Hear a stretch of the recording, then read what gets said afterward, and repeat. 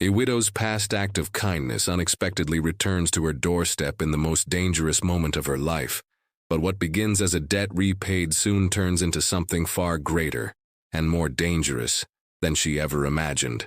Thank you so much for watching and for all your comments. Let me know at the end if you liked the story and where you're watching from and why you're following this. In the harsh territory of Arizona, 1875, the scorching summer sun beat down on the modest homestead of Sarah Mitchell. At 30 years old, Sarah had already experienced more hardship than most. Her husband Thomas had been killed during an Apache raid 2 years prior, leaving her alone to tend their small ranch and raise their son, James, who was now 8. The land was unforgiving, but Sarah was more so, strong-willed and determined to preserve the life she and Thomas had built together. The day began like any other, with Sarah fetching water from the well while James fed their few remaining chickens. The drought had been particularly severe that year, and their crops were suffering. Sarah wiped the sweat from her brow, her worn cotton dress clinging to her slender frame. "Mama, rider's coming!" James called out, pointing to the horizon where a cloud of dust was rising. Sarah squinted against the bright sunlight. It wasn't unusual for travelers to pass through, sometimes soldiers from the nearby fort, or traders heading west. But something about this approaching party made her uneasy. "Get inside, James. Quick now." She ushered her son toward their small cabin, her heart racing. As the riders drew closer, Sarah could make out 5 men on horseback. Not soldiers.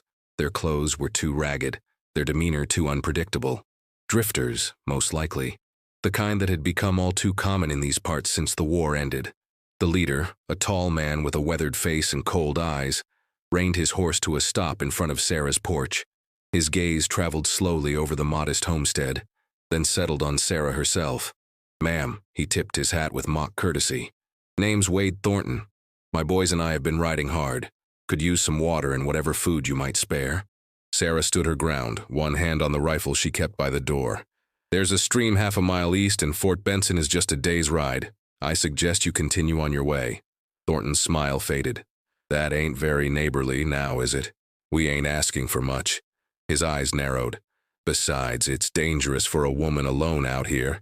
Indians, outlaws, all manner of trouble could find you." "I can handle myself, Mr. Thornton," Sarah replied evenly. "And I'm not alone." She nodded toward the rifle. Thornton exchanged glances with his companions, then slowly dismounted. "I don't think you understand your situation, ma'am. We ain't leaving empty-handed." Just as tension reached its peak, a distant sound caught everyone's attention. Hoofbeats approaching fast from the north. All heads turned to see a single rider galloping toward the homestead. The newcomer was tall and powerful, his copper skin gleaming in the sunlight. His long black hair was tied back, and he wore a mixture of traditional Apache clothing and items clearly acquired from white settlers. Most notably, he carried a military-issue rifle with practiced ease. "Chief Taza," one of Thornton's men muttered, his voice tight with fear. Taza brought his horse to a stop, his dark eyes taking in the scene with calculating precision. He was the son of the great Apache leader Cochise, who had died the previous year, and he had been working to maintain the peace his father had established with the white settlers. "This woman is under my protection," Taza stated simply, his English clear and precise despite his accent. Thornton's hand hovered near his gun. "This ain't Apache land according to the treaty. You got no say here."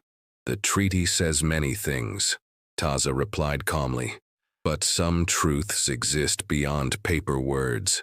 He shifted slightly, and suddenly the ridge behind him was lined with Apache warriors, previously invisible against the rocky landscape.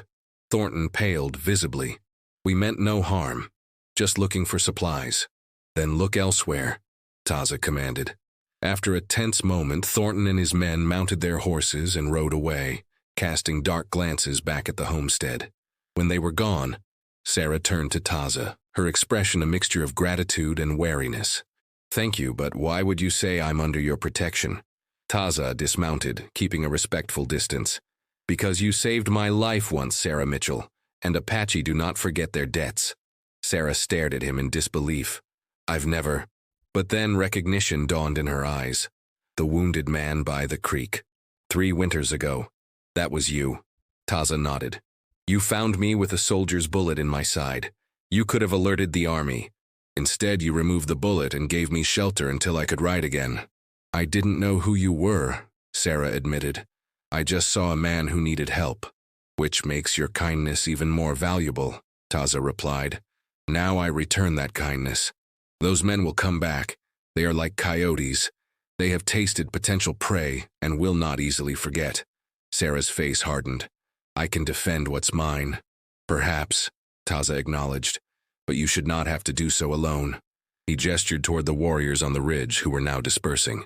My people will watch over your land from a distance. No one will trouble you. Why would you do this? Sarah asked suspiciously. Taza met her gaze directly. You gave me my life.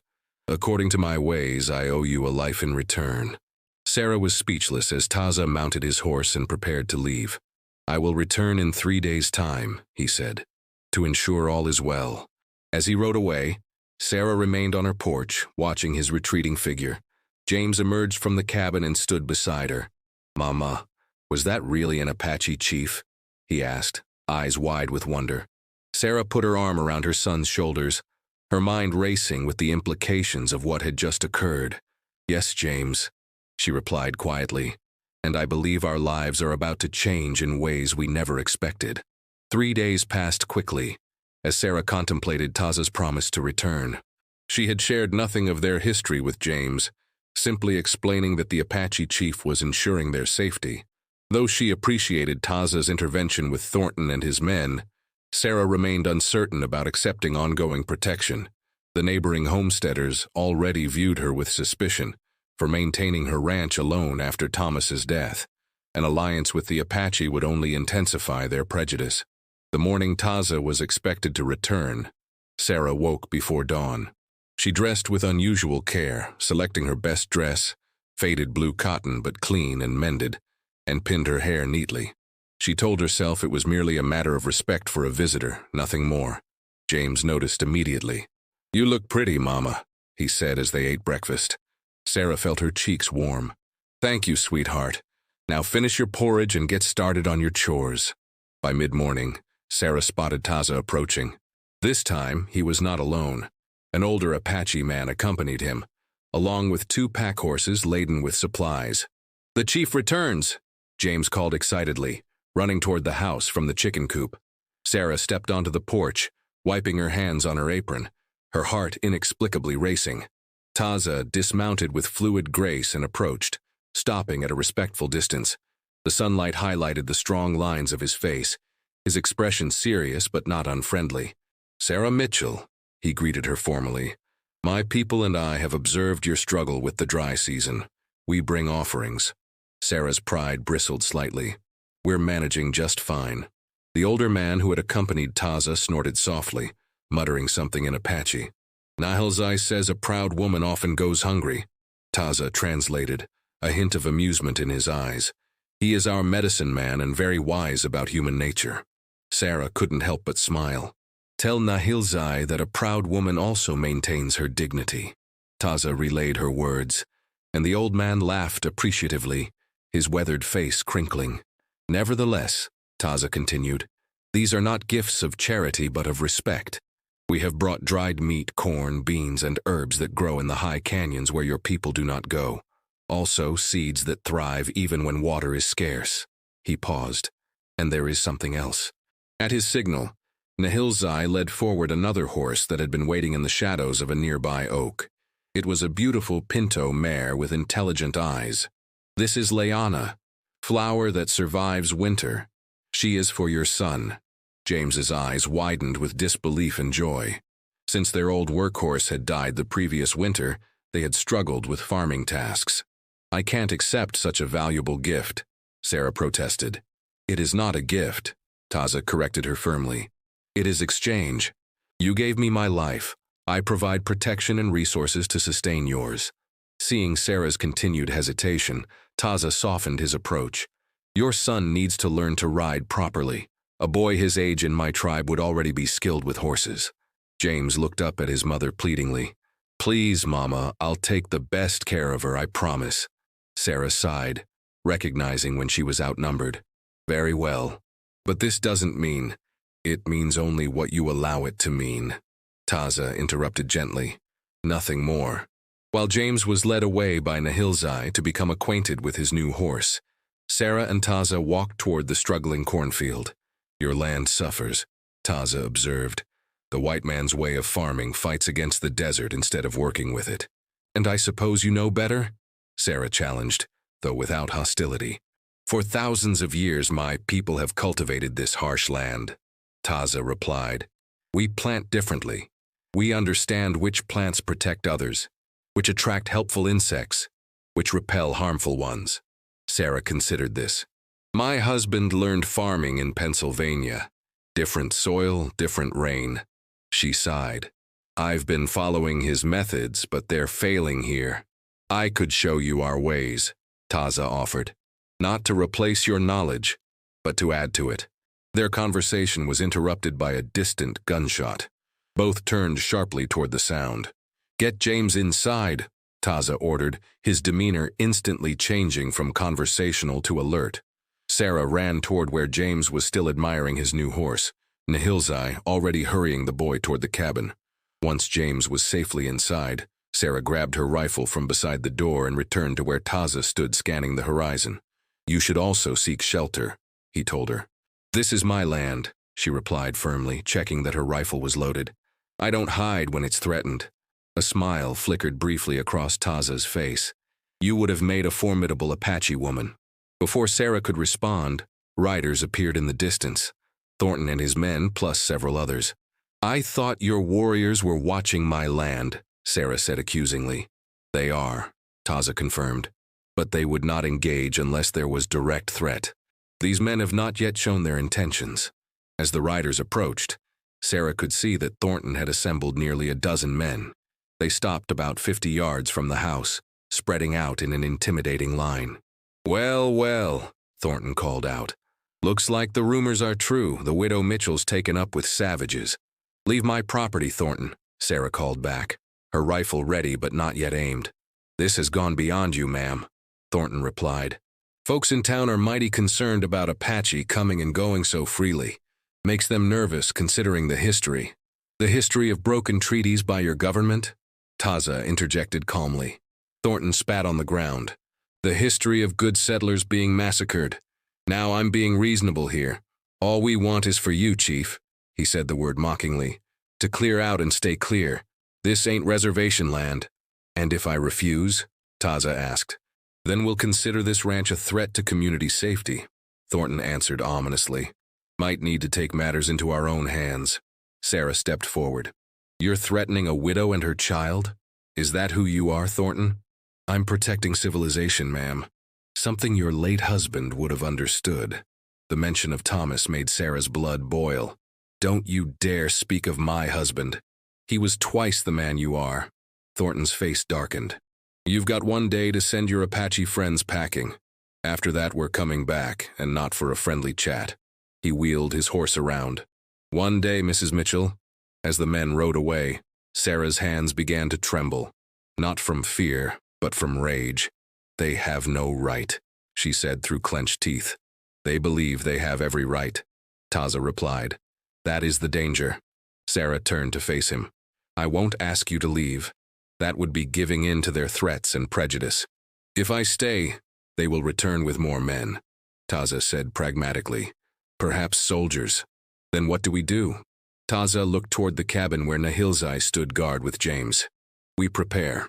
That evening, after James was asleep, Sarah and Taza sat on her porch watching the stars emerge.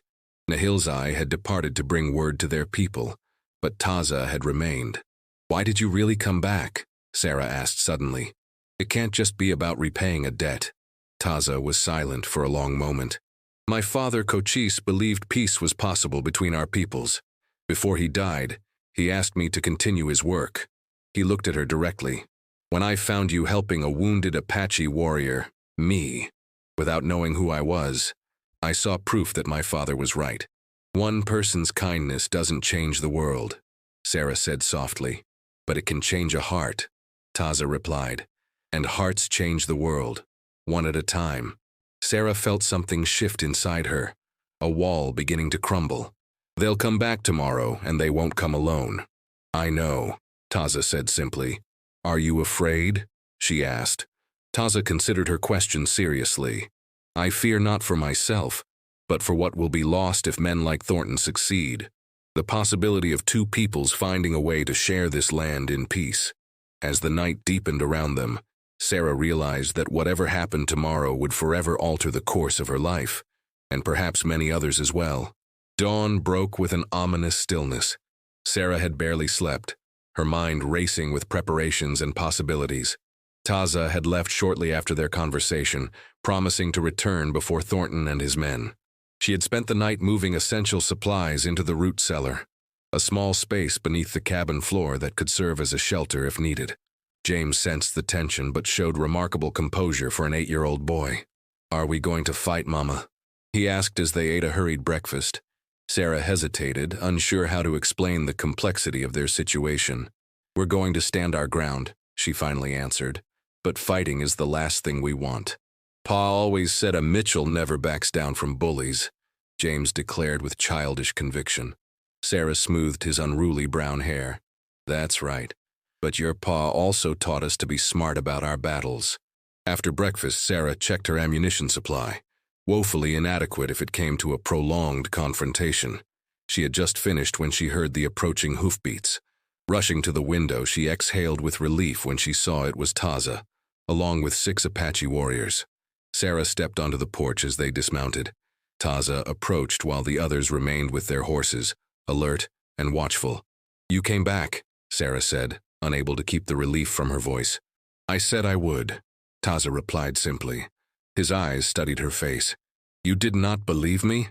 It's not that, Sarah explained. I just wouldn't have blamed you for staying away.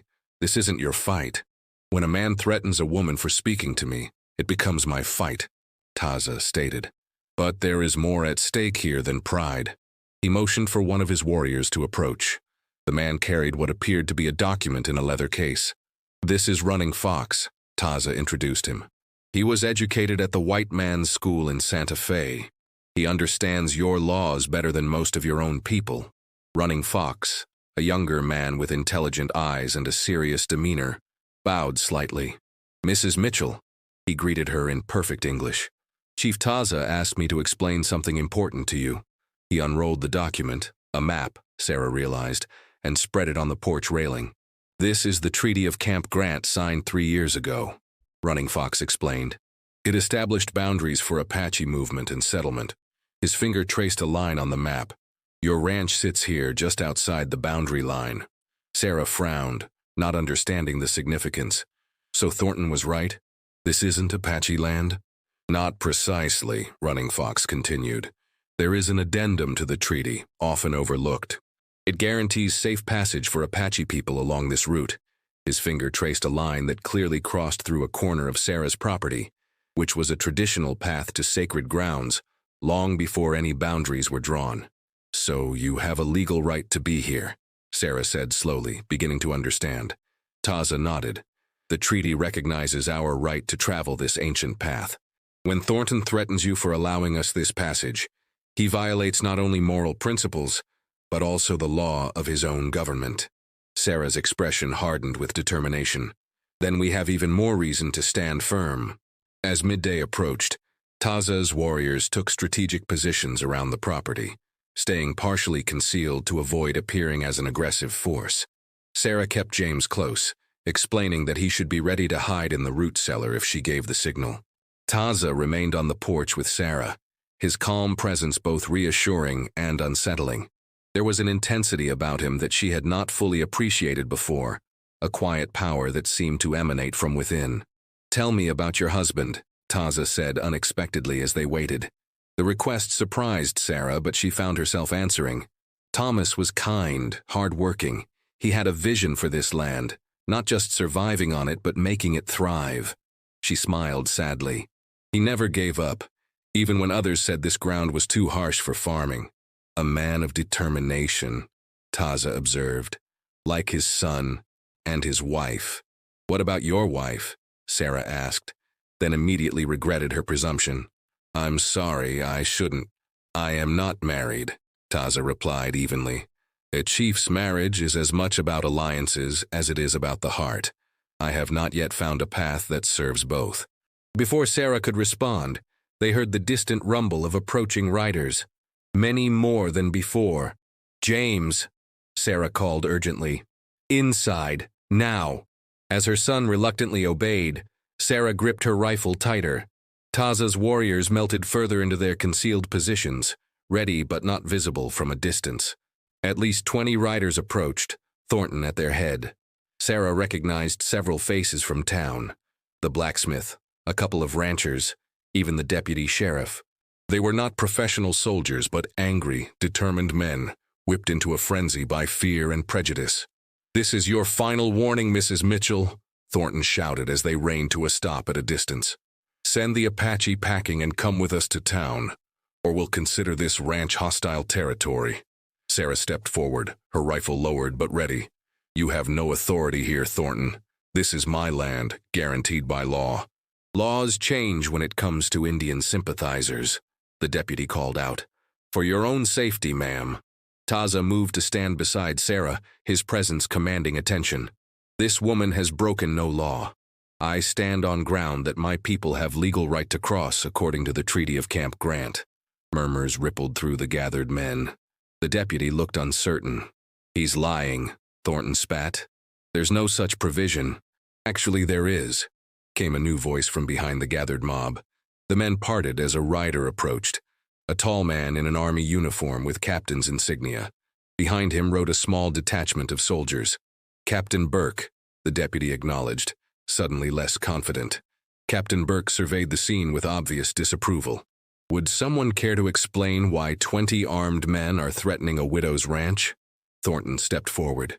"We're protecting our community, Captain. This woman is harboring hostiles." "Hostiles?" Burke raised an eyebrow. "You mean Chief Taza, who signed the peace treaty and has maintained it faithfully since his father's death? The same Chief Taza who has helped us track down renegade bands that attacked settlements?" Thornton faltered but persisted. "She's letting them come and go as they please. Next thing, we'll have a whole tribe moving in. Where does it end?" Captain Burke dismounted and approached Sarah and Taza. "Mrs. Mitchell, I apologize for this disturbance. Would you explain your side?" Sarah stood straighter. "Chief Taza helped me when these men threatened my property. He has shown nothing but respect for my land and my son, and according to the treaty, his people have the right to cross this territory." Burke nodded. "That's correct. There's a passage corridor guaranteed in the addendum." He turned to face the mob. "Which means, gentlemen, that you are the ones violating the law today, not Mrs. Mitchell, and certainly not Chief Taza." "This is absurd," Thornton protested. "Are you taking their side against your own kind?" "I'm upholding the law and the treaty my government signed," Burke replied sharply. "Now, I strongly suggest you all disperse and return to your homes before I have cause to make arrests." The crowd muttered angrily, but began to break up under the watchful eyes of Burke's soldiers. Thornton, however, remained defiant. "This isn't over," he growled, glaring at Sarah and Taza. "Treaties get broken all the time. Are you threatening to break the law, Mr. Thornton?" Captain Burke asked pointedly. "Because that would be a serious matter." After a tense moment, Thornton wheeled his horse around and rode off, his remaining supporters following reluctantly. As the dust settled, Captain Burke turned to Sarah and Taza. "I apologize for not arriving sooner. One of Chief Taza's men reached the fort this morning with news of possible trouble. Thank you for coming," Sarah said sincerely. Burke nodded. "Mrs. Mitchell, I respect your courage, but I should warn you that associating with the Apache, even a peaceful leader like Chief Taza, will make things difficult for you among your neighbors." "My neighbors didn't come to my aid when I was alone and vulnerable," Sarah replied. "Chief Taza did." Burke considered this, then turned to Taza. "You've maintained your father's commitment to peace, Chief. I respect that, but you must understand how your presence here will be perceived." Taza met the captain's gaze steadily. "I understand the fear in men's hearts better than you might think, Captain Burke, but I will not let that fear dictate where I may walk according to treaties your people signed." Burke sighed. "Fair enough." He looked between them. "I'll leave 2 men here for the next few days, just to ensure there's no further trouble." After the captain and his men had set up a small camp near the property boundary, Sarah found herself alone with Taza near the corral. where James was showing off his new riding skills with Lyanna. "How did you know to send for Captain Burke?" Sarah asked. "I didn't," Taza admitted. "Nahilzai suggested it. He said sometimes the white man's law must be enforced by the white man's soldiers." "He's very wise," Sarah observed. "Yes, he also said that a flower cannot grow in the shadow of hatred." Taza turned to face her directly. "Sarah Mitchell, today was just the beginning. As long as our people see each other as enemies, there will be more Thorntons." Sarah knew he was right. The confrontation had been averted, but the underlying tension remained. She watched her son laughing as he guided his horse in a circle, and for the first time she allowed herself to wonder what kind of future awaited him in this divided land. "Then we must be the first to step into the light," she said quietly, "and hope others follow." Autumn painted the Arizona landscape in subtle hues of amber and gold as the scorching heat of summer finally relented. 3 months had passed since the confrontation with Thornton, and life at the Mitchell homestead had transformed in ways Sarah could never have imagined. The cornfield that had struggled so desperately now thrived with the implementation of Apache farming techniques.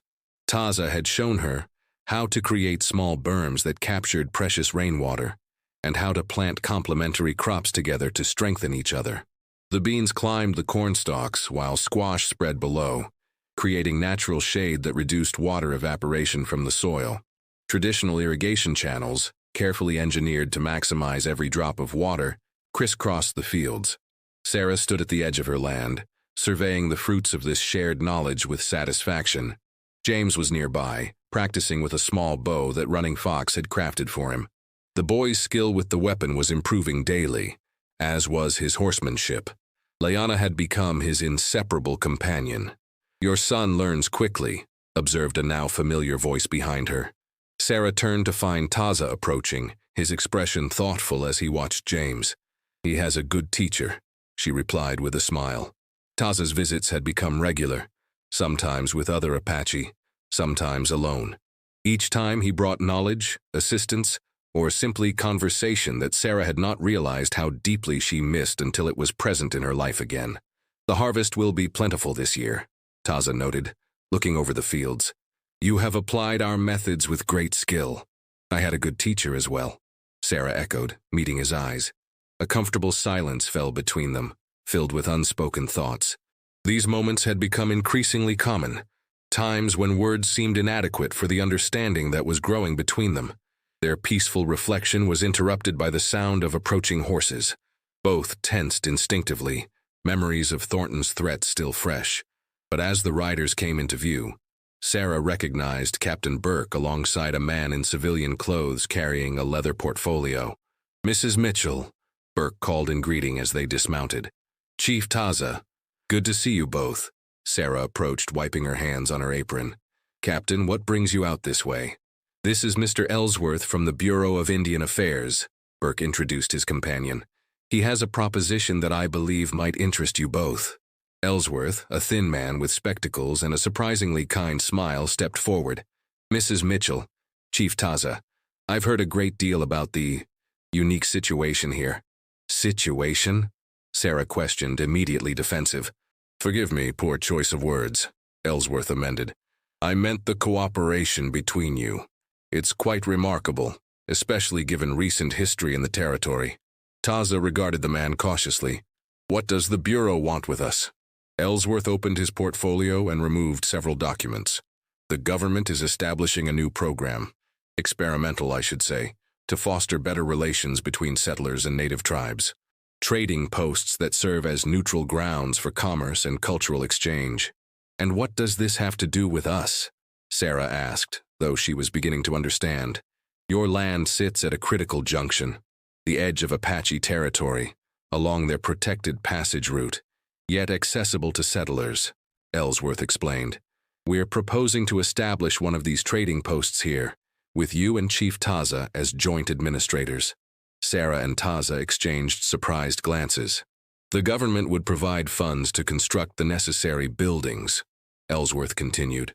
"You would receive a stipend as official representatives, plus a percentage of all transactions."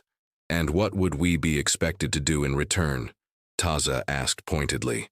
"Essentially what you're already doing, demonstrating that cooperation is possible." Burke interjected, but on a larger scale. The trading post would create a space where Apaches could trade goods, settlers could purchase native crafts and agricultural products, and both sides could interact peacefully. Sarah's mind raced with the implications. I would keep ownership of my land? Absolutely, Ellsworth confirmed. The government would lease the portion needed for the trading post. Your home and fields remain entirely yours. Taza had been listening intently. And my people? What guarantees do they have of fair treatment at this post? That's why we want you as co-administrator, Chief Taza, Ellsworth explained. Equal authority with Mrs. Mitchell to ensure Apache interests are represented. James had approached during the conversation, bow in hand, and now stood beside his mother. Does this mean more Apache would visit us? He asked eagerly. Sarah placed a hand on his shoulder.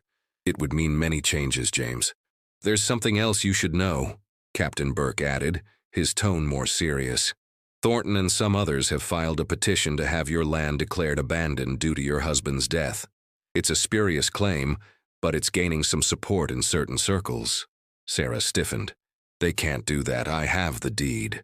Legally, they shouldn't be able to, Burke agreed. But with tensions as they are, having official government business conducted on your property would make such claims impossible to pursue. No court would entertain the notion of seizing a federal trading post. Sarah looked toward the horizon, where her property met the vast expanse of Apache territory. She had come here with Thomas to build something of their own, never imagining she would one day be considering such a radical proposition. I need time to think, she said finally. Of course. Ellsworth nodded. We'll leave the papers for you to review. Take a week to consider. After the officials departed, Sarah and Taza walked together toward a large oak tree that provided shade near the edge of the property. James had returned to his archery practice, giving them space to talk. What do you think? Sarah asked once they were seated beneath the spreading branches. Taza considered carefully before answering. I think there are dangers as well as opportunities in this proposal. My people have learned to be cautious of government promises. As have I, Sarah agreed. But if we refuse, I could lose this land to Thornton's scheming. And if we accept, we commit ourselves to a path that cannot easily be abandoned, Taza countered. Our lives would be forever entwined with this experiment. The word hung between them. Entwined, carrying implications beyond the trading post. Would that be so terrible?